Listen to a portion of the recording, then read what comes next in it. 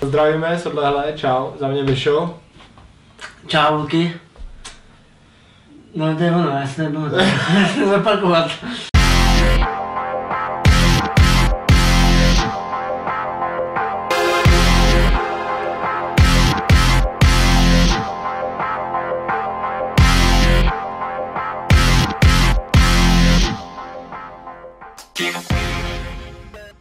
Jo, čau, my vás zdravíme z odlehlé, za mě Mišo. Čus Luky.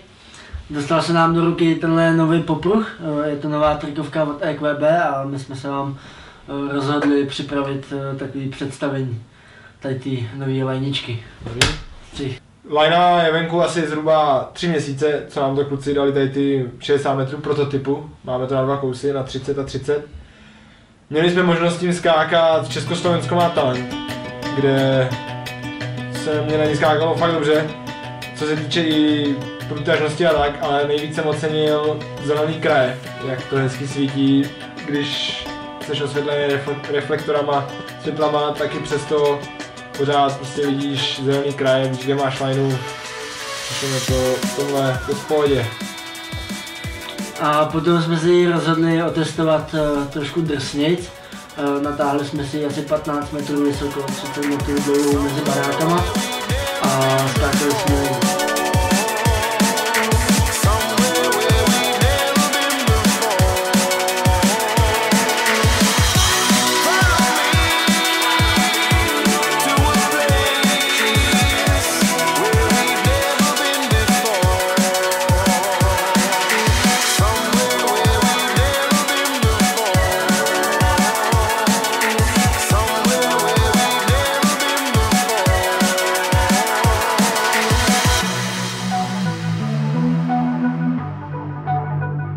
Lajna vydržela jak samotné skákání, tak i odsetky, které jsou podle mě nejvíc náročné. Bylo to dobrý, pro mě trochu zážitek, jelikož pode mnou párkrát lajna při testování praskla. Tahle to díky bohu vydržela a my jsme vydrželi s ní. V rámci testování jsme si rozhodli srovnat podle nás nejlepší trikovkou od Gibbonu, Andy Lewis Trickline. Popruh zde. V současné době jsme dělali takový měření, kdy jsme natahovali různě dlouhé trikovky a měřili jsme pomocí tenzometru tah v lajnách. Pro nás ideální vzdálenost na skákání je 25 metrů a v takové lajně je tah 1300 kg a při skoku tak 1750 kg. A rozhodli jsme se to v tomhle momentu, v tom největším tahu, to říznout. Jak jsme to udělali? Napli jsme lajnu, dali jsme si tam tenzák a napli jsme si to na zhruba 1700 až 1750 kg. A v ten moment jsme se rozhodli tu lajnu řezat. Praskli ve stejný jakoby moment, že jsme dořízli do půlky, kousek za půlku a pak praskli. Jediný rozdíl byl v tom, že lajna od EQB, jak kdyby jsme řezal, nic se nedělo a pak praskla. Lajna od Gibbonu Andyho, tu jsem řezal a postupně se jenom povolovaly vlákna, takže kdyby celá ta lajna ztrácela tah tím, jak jsem mu řezal, že se kdyby postupem časově povolovala, takže bych řekl, že díky tomu vydržela trošku víc, protože ztratila ten tah a praská kdyby o chvíli později.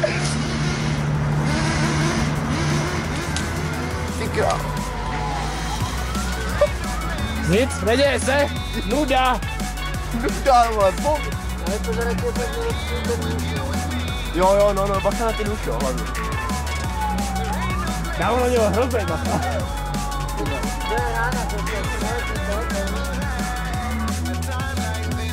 Pokračujem.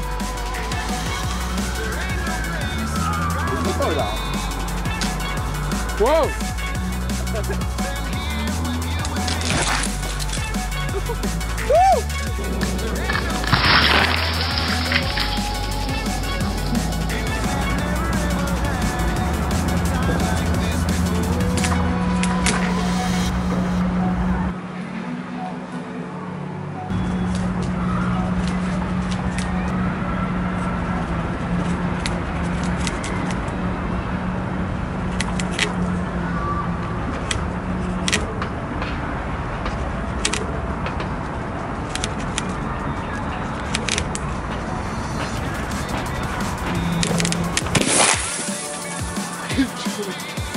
to vydržela hodně.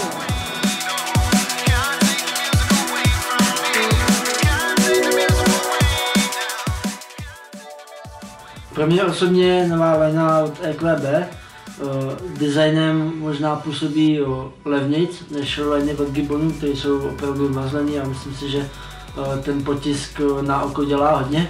Nicméně co se týče těch vlastností na skákání, tak obě lajny jsou pro mě dost srovnatelné a naopak tady u té EQB lajny cením ty zelené pruhy, jak říkal Michal, protože když do vás bombí reflektor a skáčete nad pódiem, tak jste rádi, že tu lajnu aspoň trošku vidíte a to je velký plus.